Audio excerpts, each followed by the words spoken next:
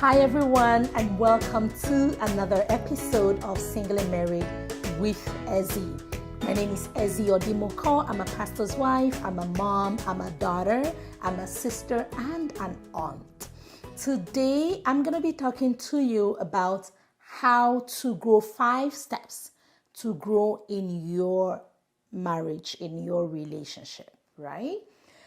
So that is what I'm going to talk to you about today. Now, this show, for those of you who are watching it for the first time, is a show I use to encourage couples and singles alike on issues around marriage and relationships.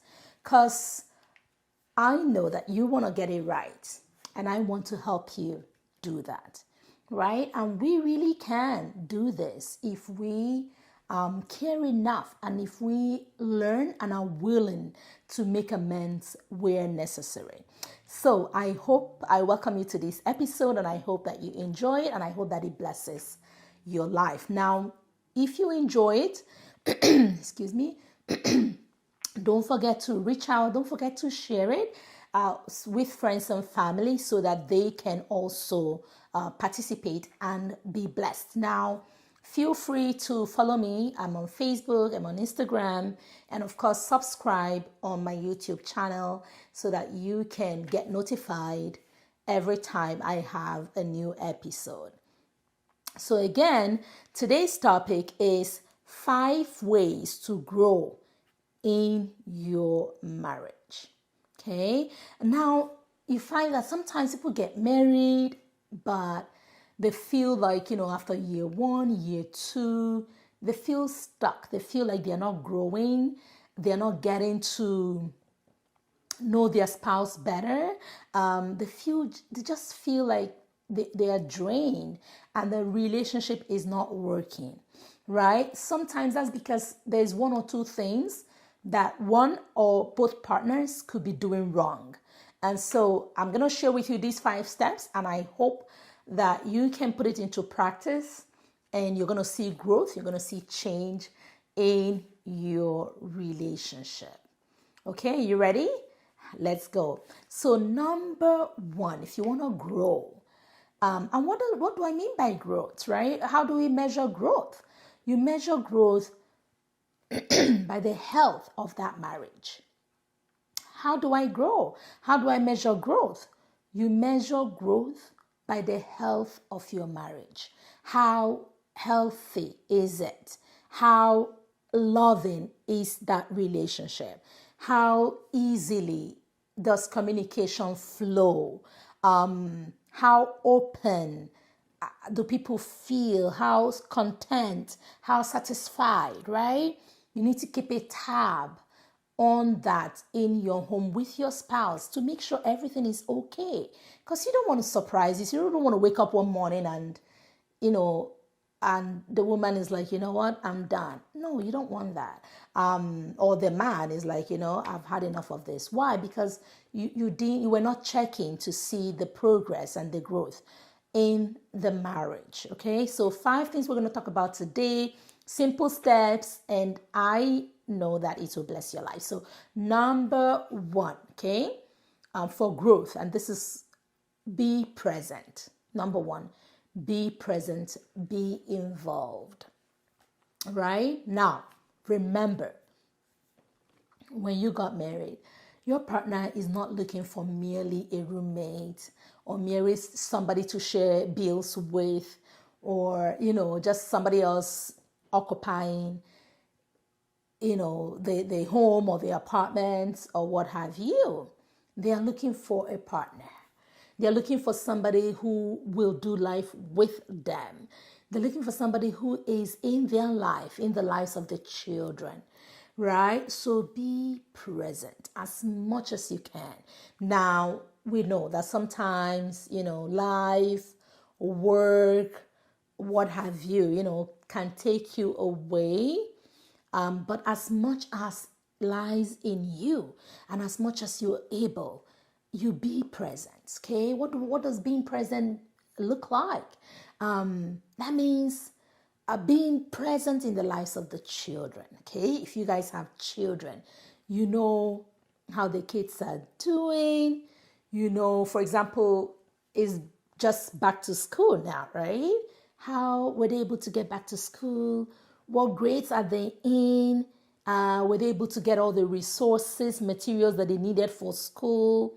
Who are their new teachers? What is even their school, right? And how are they doing in school? Be present in their lives, right? Be involved in their lives. Check in with your spouse. Don't assume that things are okay. When was the last time you checked in? To say, honey, how are you? How are you doing? How is work? How are things going? And you had no other agenda other than just checking in, being a listening ear to hear and to communicate, to understand. So check in, be present, okay? Marriages can survive almost every challenge, but the challenge of an absentee person who is there but not there, they could be there physically but not there in any way, shape, or form, right? They don't care, they don't communicate, they're not involved, they don't know what is happening. That is a challenge. Most marriages can survive because people begin to say, you know what? It's almost like I'm doing this by myself. What's the point anymore, right? So you don't want that to happen to you. Be present. Talk to your spouse. How can I be more involved, okay? How can I be more engaged? Look for things you can take off your partner's list, right? And you can do this from anywhere. Of course, proximity is key. But even if, you have to work, you're overseas or whatever the case is, you can still find ways to be that present dad or that present mom for your spouse and for your children. So that is point number 1. Be present, be involved. Point number 2. Point number 2 is open up. Open up and communicate. Now, it's unfortunate, but it's true. A lot of people are in marriages, but they feel like they don't know who this person is. Your partner is trying to reach you. It's trying to access you, trying to get into your, know you more, but they can't because you're just so closed off, and of course, sometimes there's so many things at play, past experiences, traumatic things, emotional things that happened in the past. A lot of things can be at play, but I'm hoping that you can take the steps, whatever steps you need to get the healing, the closure, and the help that you need so that you can open up for the person that you're with right now. Okay, because they're waiting to get to know you. They're waiting to communicate. They're waiting to hear from you. They're waiting to hear you out. They're waiting to hear from your heart. So open up, loosen up, and share. We're talking about growth, how you can grow, how you can go from one level to the other, and you can look back and you can say, my marriage has really grown. I feel like I know my partner better. I feel like I understand them better. So open up and communicate. And that involves listening, that involves speaking, that involves sharing your opinion. That involves giving the other person room to share their opinions, right? That involves creating a safe environment where the person feels that they can contribute. So that is not once they speak or even before they speak is like, no, you shut them down. No. So you want to create an open environment for communication. And this is something that can help even with the kids, right? These kids, you'll be amazed. Your children have so much they can contribute. They are so amazing, right? In how they problem solve, how they think and how they can contribute. You'll be amazed. So give them that room to share. Give them that room to express themselves. Give them that room and validate them. Let them know, I value this. This is amazing. This is so helpful, your contribution. And you'll be amazed at how you grow your home and grow your marriage. We're talking about 5 ways to grow your marriage. 5 ways that you can improve your relationship, grow your marriage, and actually see improvement and growth. And we said, number 1, be present, okay? Be involved. Number 2, open up and communicate. Number 3, be kind and considerate. Be kind and considerate. I mean, if you've listened to me, you will know that kindness is a theme that just flows constantly through my episodes of Single and Married, because I can't even begin to tell you the power of kindness, right? And how you can solve most of the problems you have if your partner knows that you care. You may care, but if they don't know and you're not expressing it, how are they going to know? Everybody is doing their own thing. It's like to your tent, so Israel. So be kind, be considerate, and show it. Okay?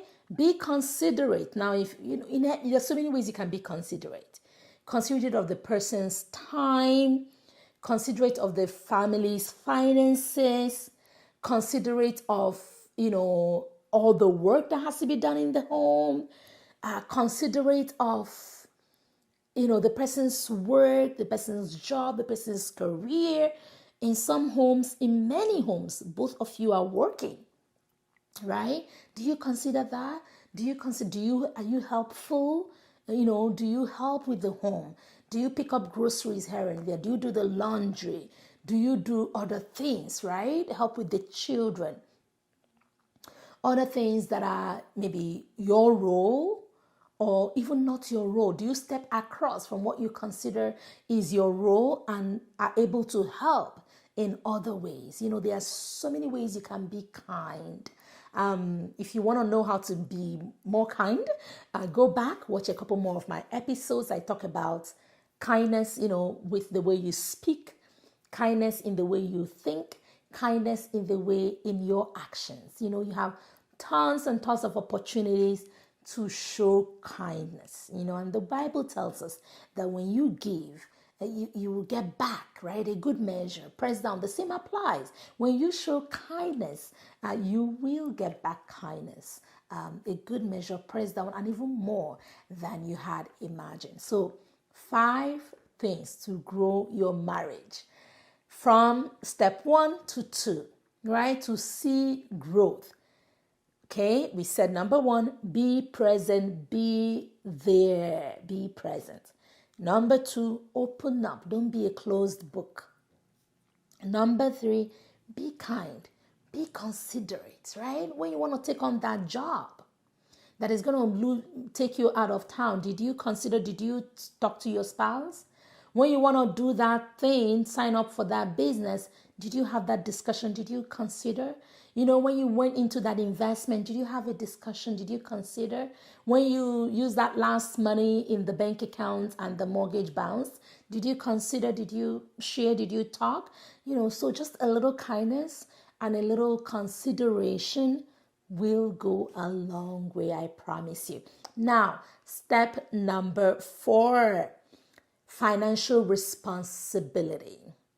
Financial responsibility. Now, as no matter how we try to wish it away, money and finances are an integral part of every home, of every marriage, right? You can't run your home without money, right? Because you need a roof over your head, you need food for the children, for the family, and there are so many financial requirements and things pulling at you for financial responsibility. One major reason that a lot of marriages break down is a lack of financial responsibility.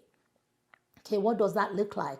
That financial responsibility, irresponsibility looks like when one person is carrying on the entire load, not because the other person is not able, but just because the other person earns theirs and decides to do whatever they want with theirs, right? And one person is carrying for the whole family, right? So if we want to see growth, we want to make changes in that, okay? That's a whole new topic. That's a whole different thing. But you can take baby steps to start to be open, get better at having discussions around finances without flaring up, without walking away, without stopping out, without getting angry. You hear the other person, gauge how people are feeling, be transparent, be considerate, and be responsible. And that may mean, putting off things that you want to do so that things that are more urgent can be done. That may mean continuing to work hard to bring in that income. That may mean going for that promotion. That may mean a few other things. And but the most important thing is making sure that you have a healthy understanding of your spouse's expectation, and both of you can have an agreement around how you handle finances, your individual finances, and of course the collective finances for the family. All right, and showing responsibility. What that does is it tells your spouse that you care, that you're interested in the family, you're invested in the family, and it's important to you. And I'm sure that your spouse will appreciate that. And number 5, we are talking about 5 things you can do to grow so that your marriage is not stagnant, so that you don't have surprises, when the man is like, what, I can't do this anymore. You're like, what happened? Or the woman is like, what, I can't do this anymore. And you're like, I thought we were happy. So the 5th and the last that I'm going to share with you today is be accountable. Be accountable. Yes, we know you're your own woman. Yes, we know you're your own man. Yes, we know you're an adult. Yes, we know nobody's paying your bills, but still you can be accountable. All right. You can be accountable to, as a couple, you can be accountable to someone that you both respect, you both honor, you both value, you both care for. If you're believers, you can be accountable to someone like that who is impartial, someone like your pastor, or your spiritual leader who is impartial, who can help you guys in times of trouble, right? The reason this is important is that sometimes the marriage is going through difficulty.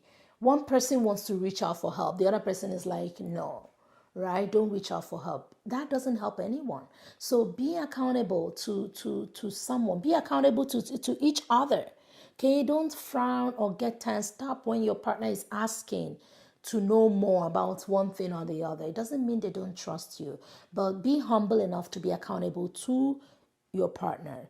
Be accountable to individuals. Sometimes it could be even parents, right?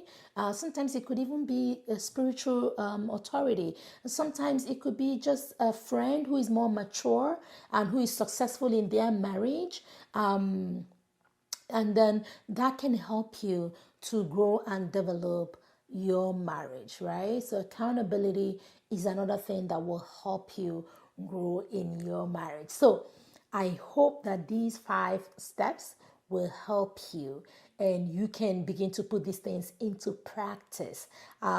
If you haven't had the opportunity, I have other videos on different other topics that can help you. Feel free to go back on my YouTube channel and subscribe and watch those past ones. Feel free to follow me if you're on Facebook or if you're on Instagram.